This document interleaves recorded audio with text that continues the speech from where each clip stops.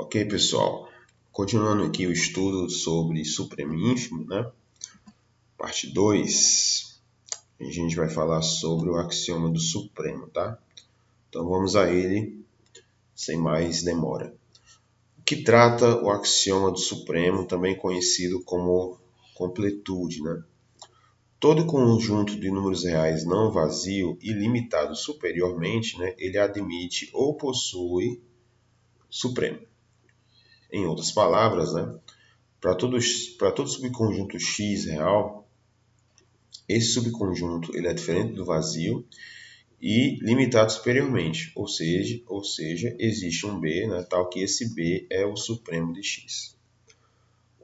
Vamos provar, né? A ideia é o seguinte, o axioma aqui a gente não vai provar, obviamente, a gente vai supor que já é verdadeiro, mas ele tem uma consequência disso, tá?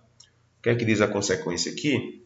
É que pelo axioma do supremo, né, a gente tem também que todo conjunto X, né, todo subconjunto X real, não vazio e limitado inferiormente possui um ínfimo, tá?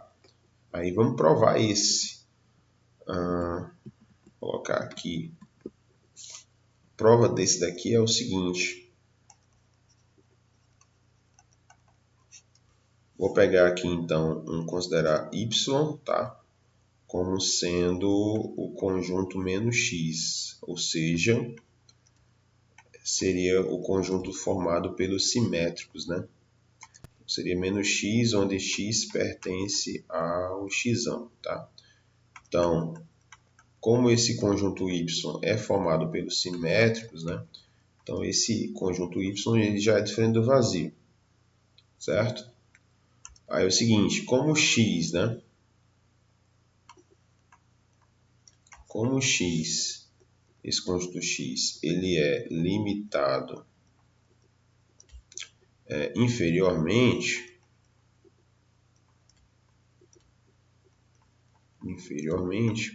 logo existe C, tá? E quem seria esse C? Seria uma cota inferior. Isso implica dizer, então, que C é menor ou igual do que X. Para todo X, né? Dentro desse conjunto X. Só que é o seguinte, né? C é menor ou igual do que X, se eu multiplicar por menos 1, então a gente vai ter que menos X é menor ou igual do que menos C. E isso implica dizer, então, que menos C, ele seria o quê? Ele seria uma cota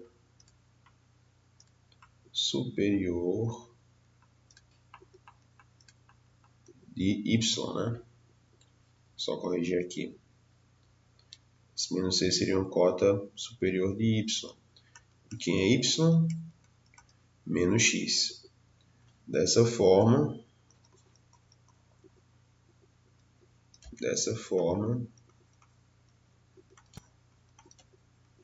Y ele é limitado superiormente.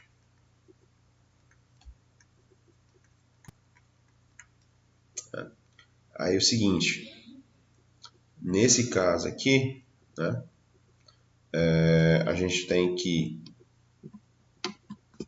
colocar aqui, continuando, né? Se ele é limitado superiormente, vou colocar aqui de novo, y é limitado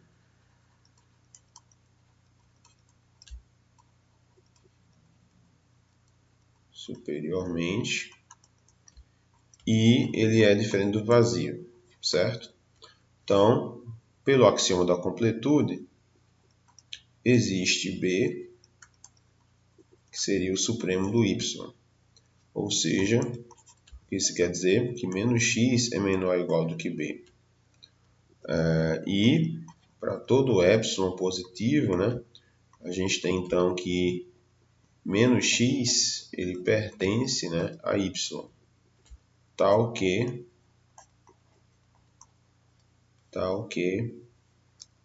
B menos epsilon é menor do que menos x. No caso aqui, se eu multiplicar por menos 1, né, então a gente vai ter que Se menos x é menor ou igual do que b, se eu multiplicar por menos 1, então eu vou ter que menos b é menor ou igual do que x. Para todo epsilon, né, positivo, isso no caso significa dizer que existe um menos x pertence a y, né, tal que essa distância aqui acontece, ou seja, x é menor do que menos b mais epsilon. No caso aqui, se x é menor do que menos b mais epsilon, isso implica dizer então que b é o ínfimo de x. E aí a gente tem provado essa consequência. Aí olha só, aí aqui, eu coloquei aqui, eu vou ter que apagar, tá? O teorema 1. Esse teorema é muito importante aqui, pessoal, porque ele trata de três situações aqui e a gente vai ter que provar também todas elas, tá? É o seguinte, dado 1, né? Item 1. O n, né? Conjunto natural, ele não é limitado superiormente, beleza? O item 2. Se x, né, é um conjunto formado por 1 sobre n, onde n é natural, então o ínfimo dele é zero. E por fim, né, se eu tenho aqui a e b reais, né, reais positivos, a gente tem o seguinte, né, a gente tem que vale essa desigualdade. Existe um n natural, tal que n multiplicado por a é maior do que b. Essa propriedade é chamada propriedade arquimediana, tá? Então vamos provar aqui cada uma delas. Bom, o item 1. Suponha que ele quer dizer o seguinte, o que é que diz o item 1? O natural ele não é limitado superiormente. Então, nesse caso, eu vou mostrar por absurdo. Suponha que ele é limitado superiormente. Então, como n é diferente de zero, né, de vazio, perdão, e n é um subconjunto dos reais, então, pelo axioma do supremo, existe um c, que seria o supremo do n. C-1, ele não é cota superior de n, né? Então, isso quer dizer que existe um n natural tal que C-1 é menor do que n, né? Mas daí, é o seguinte, né? Se a gente tem essa desigualdade, eu posso passar o menos 1 para o outro lado. Então, a gente vai ter que C é menor do que n mais 1. Ou seja, n mais 1 pertence ao natural, o que é um absurdo, tá, pessoal? Por quê? Porque C é cota superior de n, né?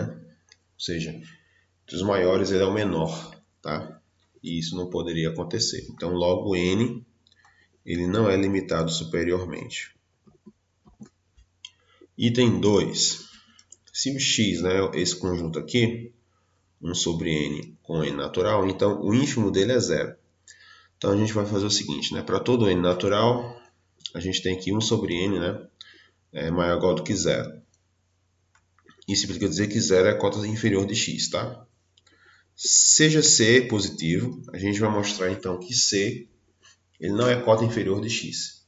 Então, pelo item 1, dado um y, né, nesse formato, 1 sobre c, existe um n natural tal que n é maior do que 1 sobre c.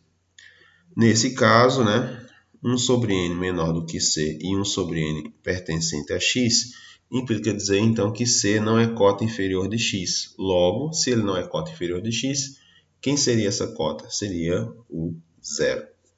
E aí acabou. E por fim, né, o item 3 fala aqui, dados A e B positivos, né, existe um n natural tal que n vezes A é maior do que B. Bom, por hipótese, né, se eles são positivos, então A é maior que zero e B é maior que zero.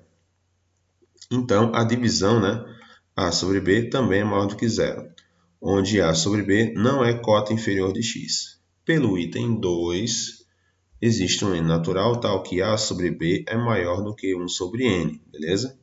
E aí acabou, porque eu multiplico aqui meio pelos extremos, então a gente vai ter que NA é maior do que B.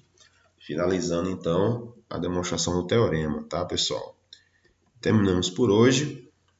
Dúvidas, entrem em contato, tá? Eu sugiro novamente que vocês leiam e releiam esse teorema e também as proposições vistas nos vídeos anteriores, tá? Até a próxima.